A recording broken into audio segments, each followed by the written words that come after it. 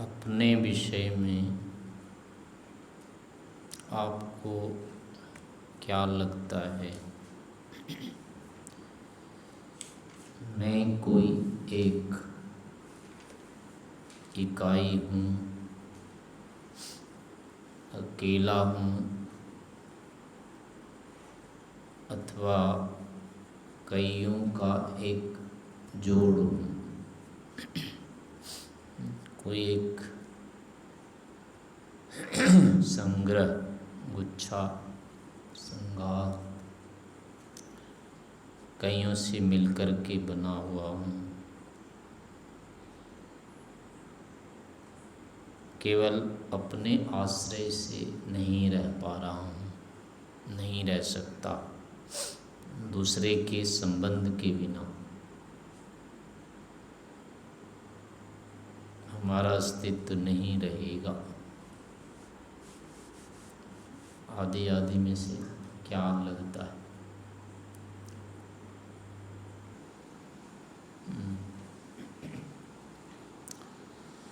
तो इसमें जो होता है, जो तत्व स्थिति होगी, उसमें जो देखने वाला है, यानी मैं जो हूँ, अभी जो सामान्य रूप से शरीर सहित लगता है कि मैं हूँ, इतना लंबा चौड़ा मोटा छोटा जो भी है, मूर्ख विद्वान अनुभवी, ये सब सहित लगता है कि मैं हूँ। तो एक तो ऐसा नहीं लगना चाहिए कि ऐसा मैं हूँ, क्योंकि ये सारे के सारे जो विशेषता है वो सब शरीर की है। लंबाई चौड़ाई ये सब जो है, रूप रस आदि, स्पर्श आदि जो है आपस में कहीं टकरा रहे हैं, कहीं कुछ धक्का दे रहे होते हैं, दूर हो जाएं। ये सारी की सारी स्थितियाँ शारीरिक है। यानी अपनी अनुभूति जो कर रहे हैं वो शरीर के आश्रय से कर रहे हैं। शरीर के जो अंग हैं, हमारा जानना उनके माध्यम से हो रहा है, और ये लग रहा है कि मैं इस रूप में होता हुआ जान रहा हूँ, या ऐसा हूँ मैं। तो ये भी शरीर या चित्त के साथ क्या है, एकत्व ही है, ये अलग से नहीं है ऐसा कुछ। अपने स्वरूप में केवल ज्ञान ही होना चाहिए। ये हमारे पास जो होता है केवल किसी भी विषय का ज्ञान मात्र होता है, बस किसी भी वस्तु का हमारे साथ सानिध्य नहीं होता है। हम उसको केवल जानते हैं। तो अंदर में ये लगना चाहिए कि मैं केवल जान रहा हूँ, एक जानने वाली वस्तु हूँ, और वो भी जानना जो हो रहा है, इसमें शरीर और इंद्रियां सहायक तो हैं, लेकिन फिर भी मूलतः ज्ञाता हम ही हैं। ज्ञान जो हो रहा है वो हमारे से हो रहा है। जैसे यहाँ पर आँख से देख रहे हैं हम, तो यद्यपि बिना प्रकाश के नहीं देख सकते, प्रकाश सीधे सीधे सहायक है, लेकिन ये थोड़े लग रहा है मैं प्रकाश के कारण से देख रहा हूँ। प्रकाश मेरा स्वरूप है और फिर मैं देख रहा हूँ, ये ऐसा तो नहीं लगता है। आँख से देख रहा हूँ, मैं आँख देख रहा हूँ, ये तो नहीं लगता है। तो ये नियम अनिवार्य नहीं है कि जिन साधनों के साथ या जिनके बिना हम नहीं देख सकते उनको अपना स्वरूप बना लें, ऐसा आवश्यक नहीं है। यहाँ हम ऐसा नहीं करते। प्रकाश के बिना ना देखने पर भी प्रकाश को अपना स्वरूप नहीं बनाते हैं, सहायक ही रखते हैं यहाँ बना के। तो ऐसे भीतर भी हम मन के बिना, इंद्रियों के बिना अनुभूति नहीं कर सकते।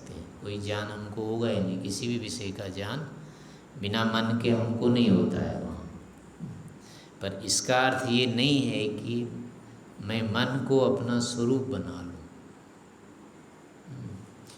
वहाँ भी लगना चाहिए मन के माध्यम से मैं जान रहा हूँ, लेकिन जानना जो है वो स्वतंत्र रूप से मेरा है।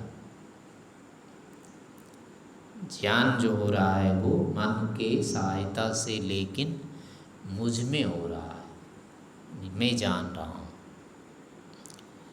ऐसे ही किसी भी वस्तु के विषय में, घर है, परिवार है, व्यक्ति है, जो भी होते हैं वो अंततः क्या होते हैं, अपने से अलग नहीं लगते।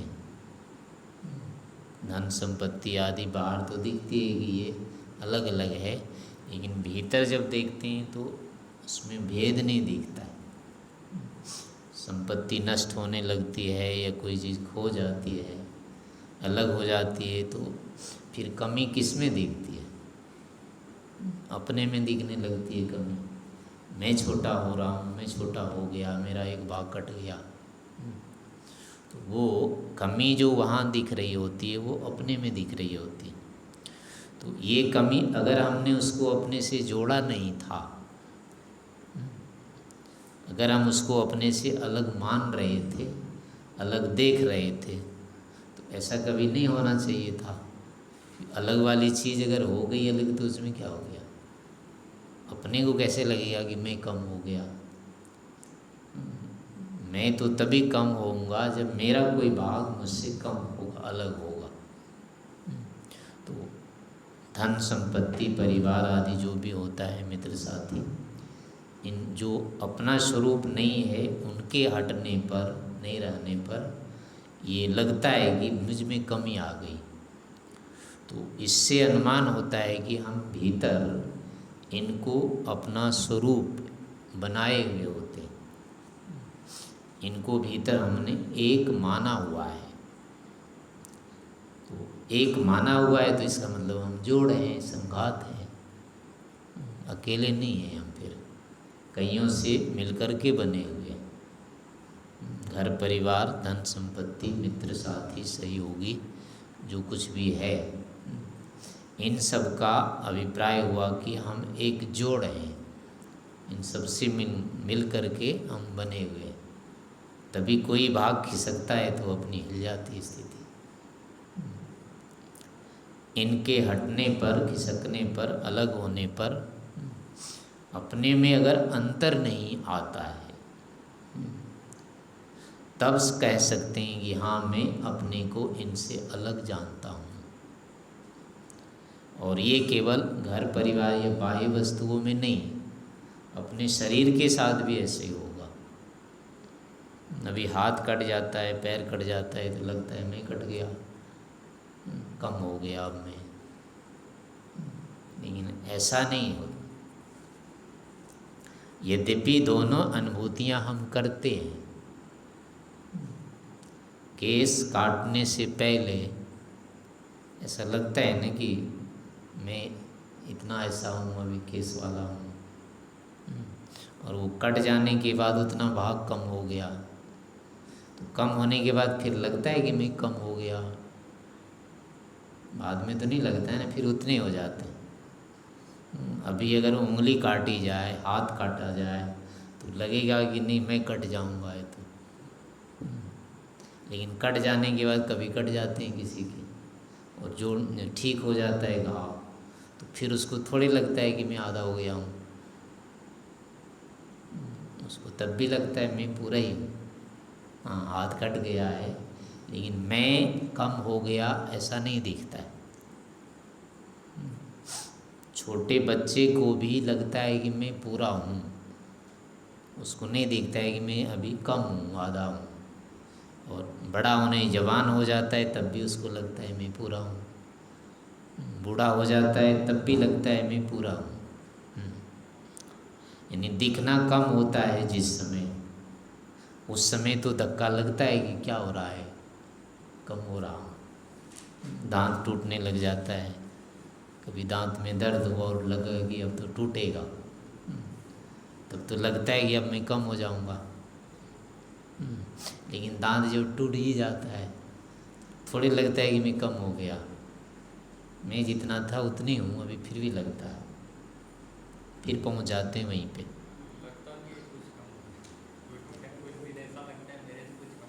नहीं, जो अपनी अनुभूति है उसमें थोड़े लगता है कि अनुभूति अब मुझे कम हो रही है,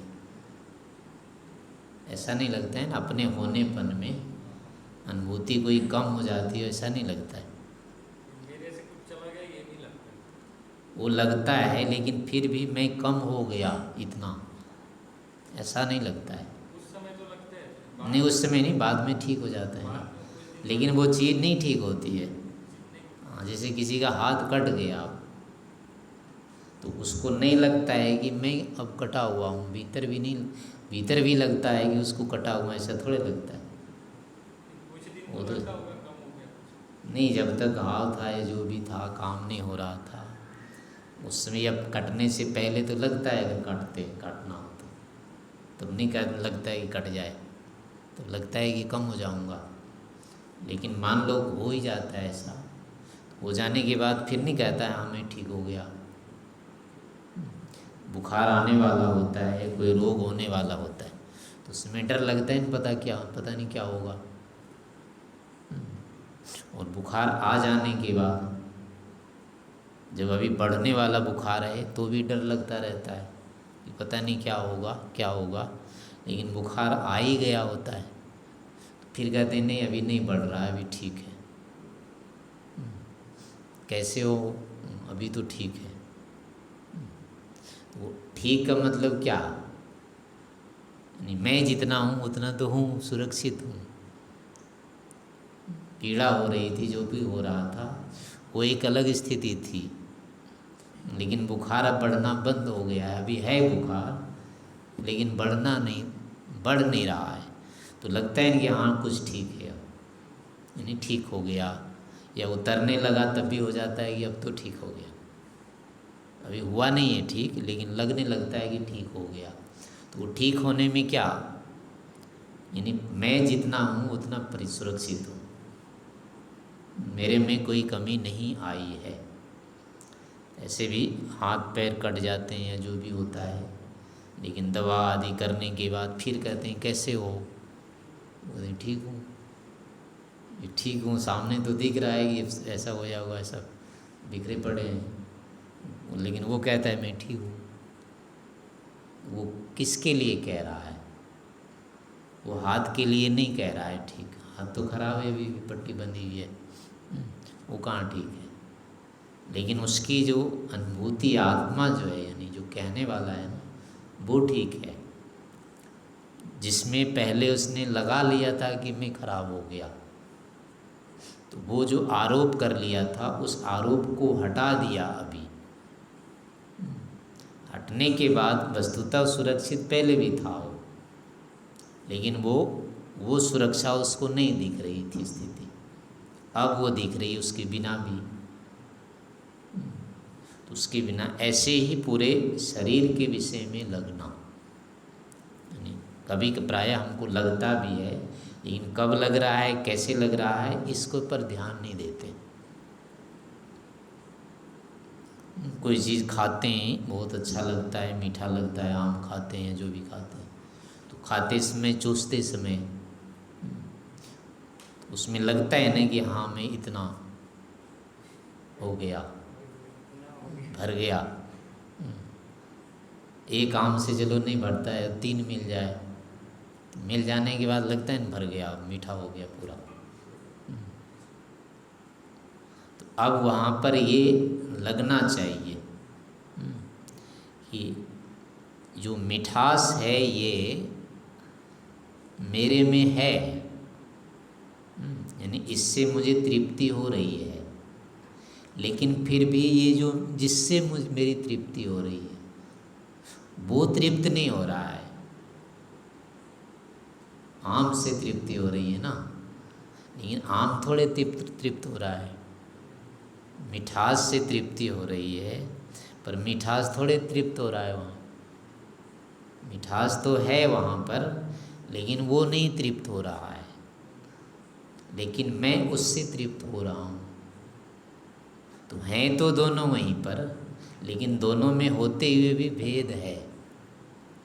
एक तो ज्यों का त्यों है, वो तृप्त अतृप्त की अनुभूति ही नहीं कर रहा है, जबकि दूसरा जो है वो तृप्ति अतृप्ति की अनुभूति कर रहा है।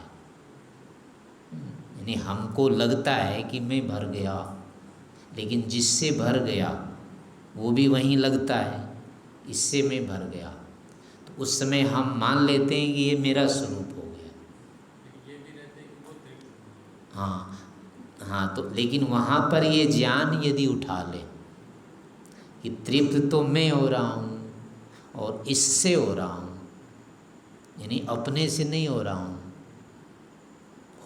हूँ मैं, लेकिन अपने से नहीं, इस मिठास से हो रहा हूँ या इस आम से विषय से, इससे तृप्त हो रहा हूँ, लेकिन ये तो नहीं तृप्त हो रहा है। तो अब ये क्या मतलब हुआ, दोनों में भेद हो गया ना, विशेषता आ गई। एक तो तृप्त होने वाला वहाँ है और दूसरा तृप्त न होने वाला वहाँ है दोनों साथ में। तो एक तृप्त हो रहा है, ये इसके अलग गुण हो गए। एक कुछ नहीं हो रहा है, इसका मतलब वो गुण भेद है, वो गुण उसमें नहीं है। तो भले ही अब दोनों साथ हैं, लेकिन दोनों के गुणों में भेद है। तो इसका मतलब दोनों एक नहीं है। हाँ, आम अलग हो गया, हम अलग हो गए। भले ही आम से ही हम तृप्त हो रहे थे, लेकिन उस समय भी अपने को उससे पृथक देखने की स्थिति रहती है। जैसे धन है, संपत्ति है, धन नहीं रहता है जिस समय संपत्ति नहीं होती है, तो लगते रहता है कि मेरे पास कुछ नहीं है, कुछ नहीं है, मैं खाली हूँ। और धन आ गया, पैसे मिल गए, तो लगता है हाँ ठंडी सी हो गई, अब सुरक्षित हो गया। तो उस समय भी ये दोनों स्थितियाँ हैं।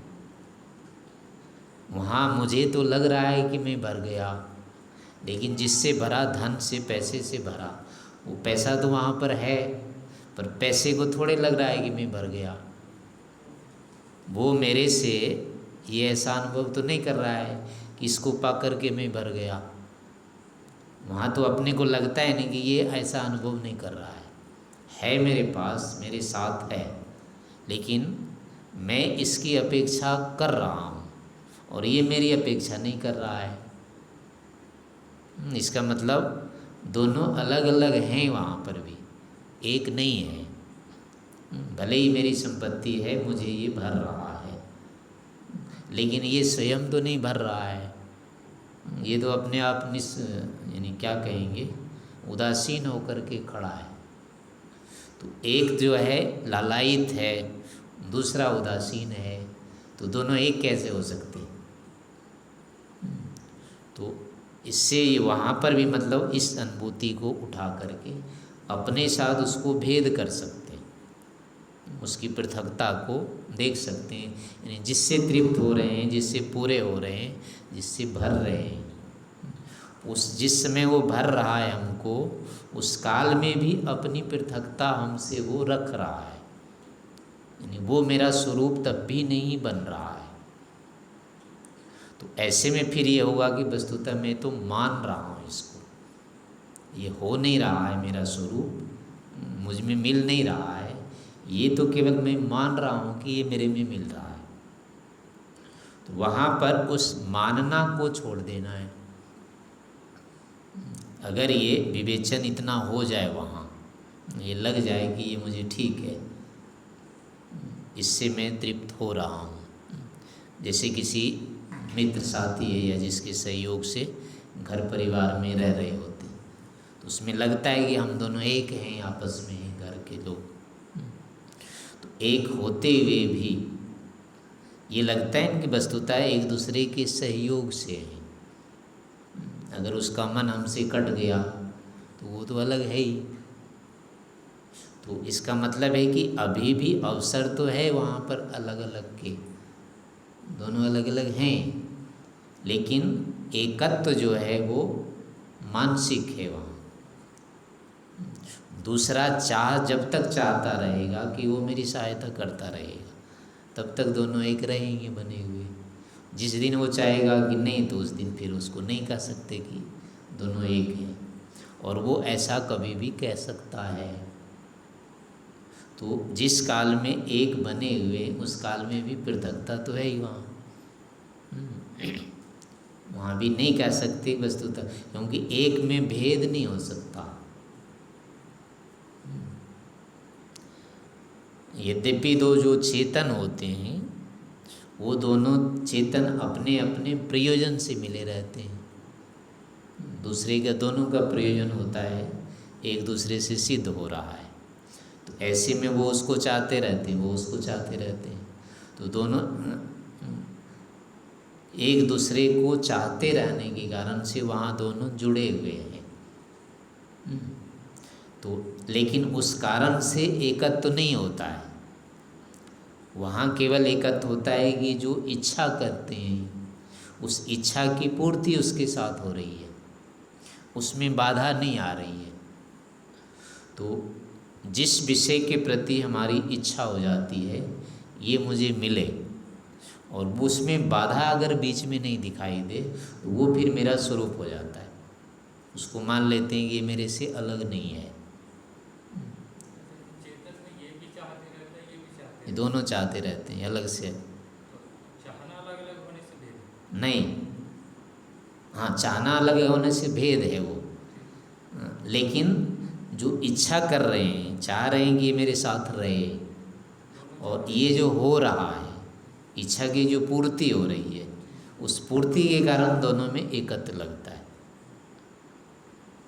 एक हैं दोनों, इसका आधार ये इच्छा की जो पूर्ति हो रही है उसमें बाधा नहीं आ रही है, वो हेतु है दोनों के एकत्व का।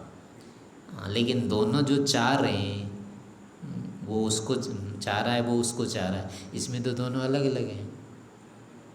चाहने वाला दोनों अलग से चाह रहे हैं, वो तो भेद हो गया। वो कारण नहीं बनेगा एकत्व का, वो पृथक तो वहाँ वही है।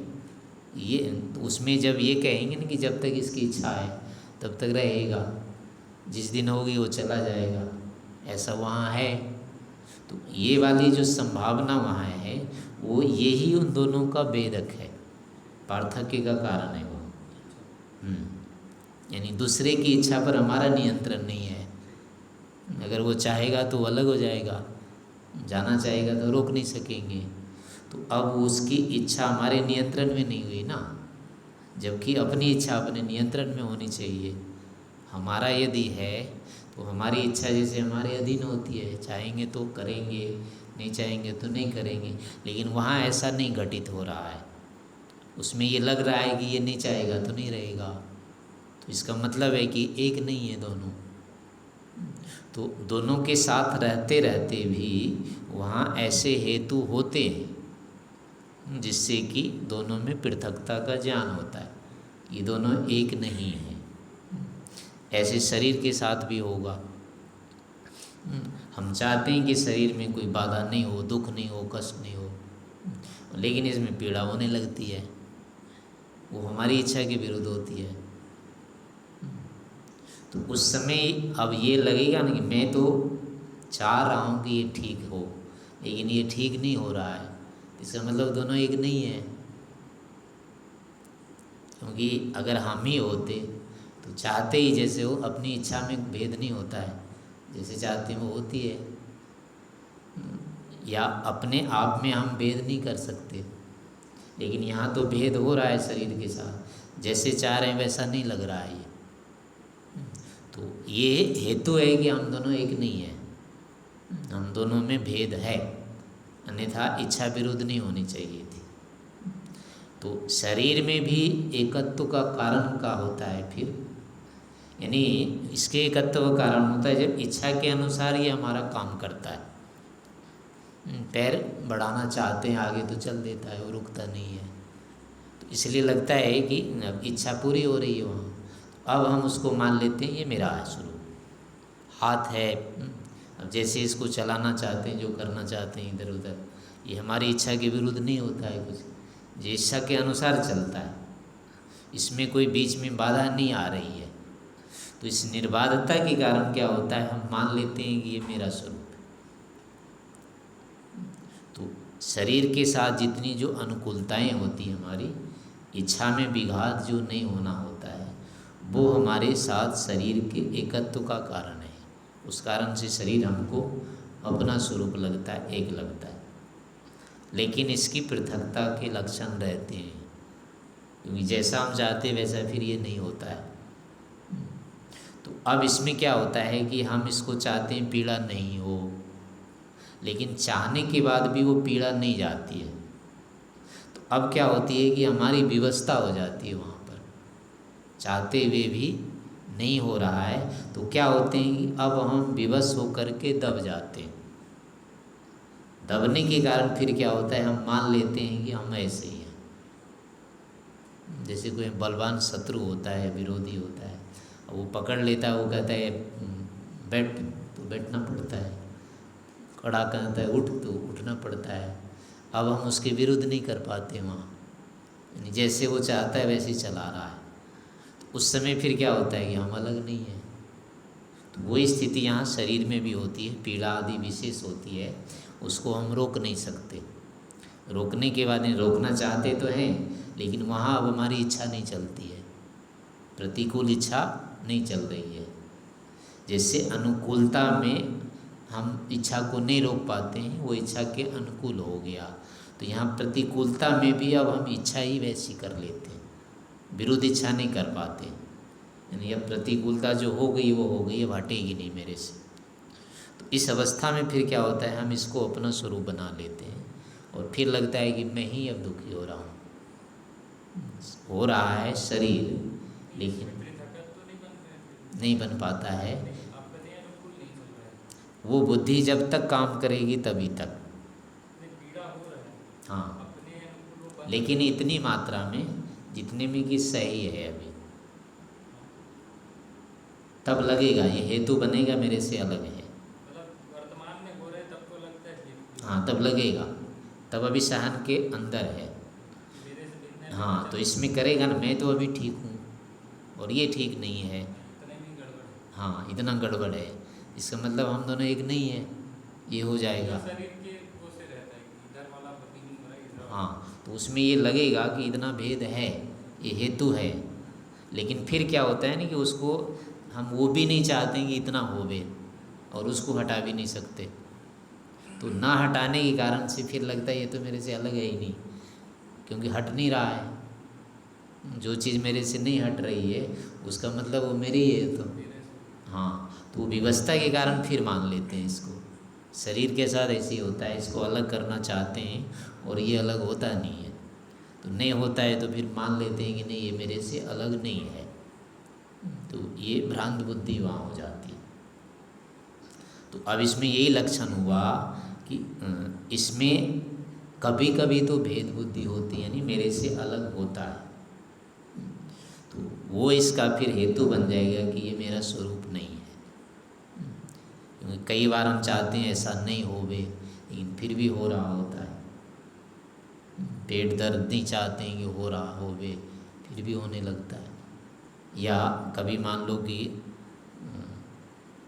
थक गए हैं या जो कुछ कर रहे हैं और उसके बाद आप बैठ गए छाये में आके या कहीं, और उस समय सोचो कि मेरी थकान नहीं जाए, तो ऐसा होगा क्या? वो थकान फिर भी जाएगी। तो इसका मतलब, और वो शरीर की स्थिति है वो, यानी उसको हम नहीं रोक पा रहे हैं। इसका मतलब है कि वो मेरे से अलग चीज़ है, उसको नहीं रोक पा रहे हैं। ऐसे जैसे सोते हैं शवासन करते हैं, शवासन करने पर क्या होता है, हाथ को उठाते हैं, पैर को उठा रहे होते हैं। तो उसमें क्या होता है, पहले मन से कर लिया चलो पैर उठाना है, तो मन में तो उठ जाता है, लेकिन पैर को नहीं उठाओ। तो उस समय लगेगा कि देखो मन अलग है, पैर अलग है, क्योंकि मन में तो क्रिया हो गई, पैर में अभी नहीं हुई है। समझ लो दोनों एक नहीं है। तो इस तरह से फिर इसके साथ पृथकता होती है। तो ऐसे कई सारे लक्षण होते हैं, अपने अंदर होते रहते हैं ऐसे, कि पृथकता के भी मिलते हैं और एकत्व के भी मिलते हैं। तो वस्तुतः एकत्व नहीं है, लेकिन विवशता के कारण से वहाँ एकत्व होता है। और जो आंतरिक स्थितियाँ बहुत जो भीतर है, जिसमें कि हमको किसी भी धन संपत्ति या विषय से संतुष्टि हो रही होती है, तो उसमें ये जो हेतु है कि हम संतुष्ट हो रहे हैं लेकिन ये नहीं हो रहा है। तो अगर वो ये दिख जाए तो वहाँ फिर दोनों में भेद दिखेगा, पृथक दिखेगा। तो ऐसा वहाँ दिख जाना, ये मेरे से अलग है, मैं इससे अलग हूँ, तब लगेगा कि हाँ मैं एक इकाई मात्र हूँ।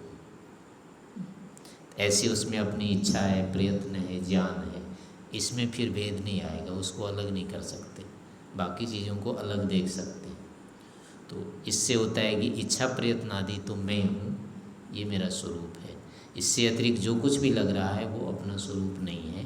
तो उसको अपने से अलग दिखाई दे देना, इस अवस्था में लगेगा कि हाँ मैं इकाई हूँ, अलग से हूँ, स्वतंत्र वस्तु हूँ। ऐसे अपने बारे में विचार करना चाहिए।